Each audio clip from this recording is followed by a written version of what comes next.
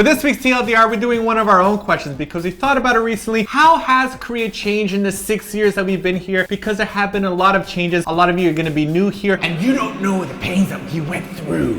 There was pretty much no cheese when we arrived, and I can't live without cheese. I can't live! Living is without cheese. I can't live. So yes, what you're gonna find here in Korea is that a lot of the foods that you might now be like, oh, that's great that we have here, we didn't have when we first came here. Cheese is a very good example of it. So they do have a bigger assortment of cheese at local grocery stores, and what I want to focus on is things that everybody can go to, like Home Plus and Ema are the local grocery store. Do they have cheese available now? Yes, they do. Is it still $16 for this much cheese? Yeah. Do you splurge on it when it comes to Christmas or depressing moment? Yeah. There are no big cheese boutiques here, so it's difficult to get like a Stilton or a whole bunch of the fancy pants cheese that you get, but you can get like a Parmesan cheese or like a white cheddar now. They have two kinds of Parmesan now. Yes. That's a big deal. Parmigiano Reggiano. Okay, you know what? I thought about when we were watching cooking shows last night, we were watching Anthony Bourdain. Right. And he goes to a cheese boutique in Philadelphia. It's like watching porn.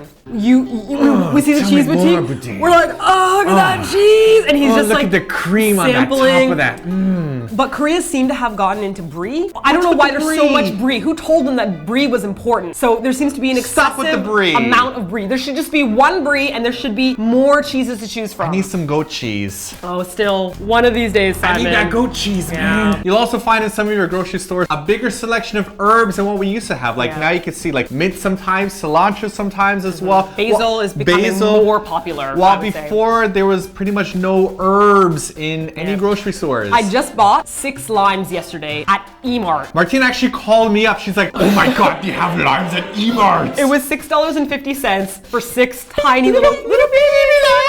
I will use this lime sacredly. I will use its skin. I will use everything. I feel like we're back to the hunting days. We were like, I must respect the lime animals. Circle of lime. It was such a bad joke, but it made me laugh. Outside of food, because we could talk about that for 20 minutes, we've also noticed a change in the attitude that Koreans have towards foreigners. So we've noticed this change maybe about 2 years ago. In our first 3 years in Korea, if you stopped at a corner, it was a guarantee that somebody would say in Korean, look, it's a foreigner. 외국인. 미국 사람. Which means it's an American. 외국인. 미국 사람. 아니요.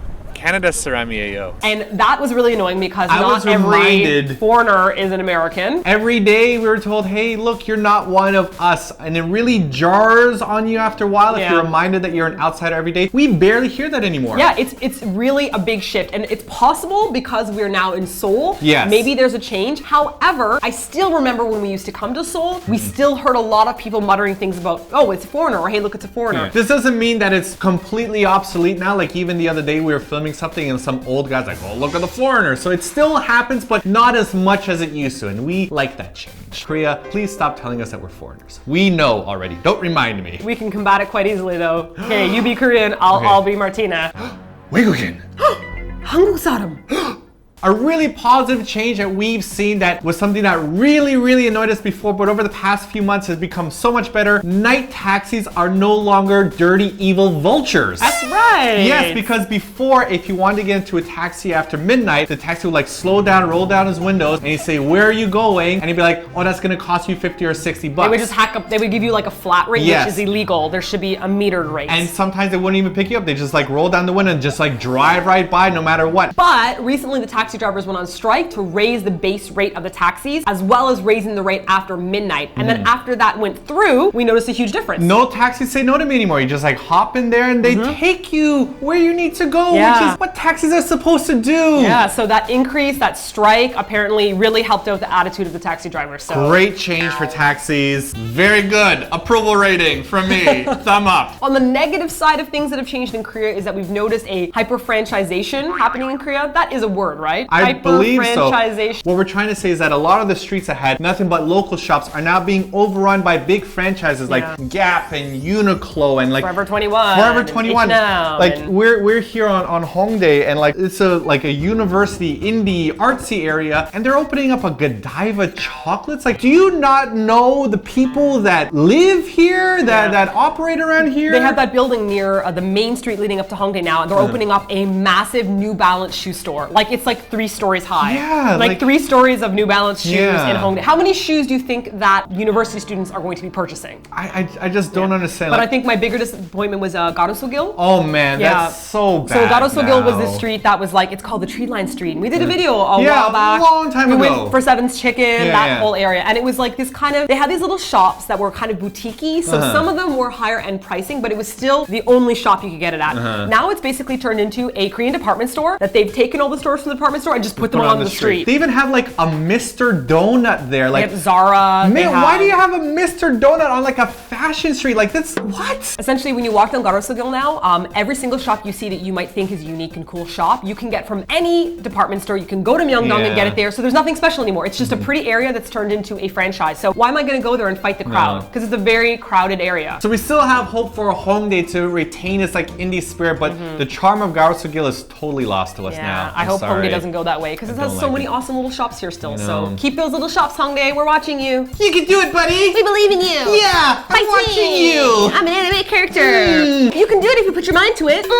Okay, Simon Chan. We're going to talk a lot more about this in our blog post, so make sure you click on the link here, including the hyper-franchisation of K-pop. And the excess amount of bands that are coming out and not being very good. Holy smokes. Whoa. All right, so question for you guys. We've got a split here. For those of you that are living in Korea and experiencing it, what is it like in your area? Do you live in Busan? Do you live in Jeju? Are you in the countryside? Have the changes affected you as they've affected us, or is it totally different? Because we're talking about a perspective now being in Seoul, but maybe in the countryside, things are still a little bit different. Yes. And for those of you living outside Korea, what is your Korean community like? Do you have a Korean community? Is there a local store you can buy stuff at, or is there nothing at all? Let us know. 2 TLDRs ago, we want to talk about Korean blood types, and a lot of people were asking, well, what about like the positive and negative blood types? But somebody left a really interesting comment. Miriam Watt wound up telling us that less than 1% of Korea's population is Rh negative, so there's no need to talk about positive and negative because it's supposedly the rarest in the world for any country to have that little percentage of Rh negative. Berlin Tokyo Connect said that blood types are also a big deal in Japan. In fact, one of her friends was asked her blood type for an interview. Wow. If I was in an interview, I'd be like, I don't know. The best blood type? The good one? And speaking of Japan, Lynette Bates wound up telling us that blood type AB, as opposed to being like really cool, is very stigmatized in Japan because it's very unpredictable. When I thought like blood AB is like the best blood type because obviously and whatnot, but I'm pretty sure the words she used were like eccentric and unpredictable and unreliable and crazy pants. I'm pretty sure they said in here as well. No, I'm joking. not at all.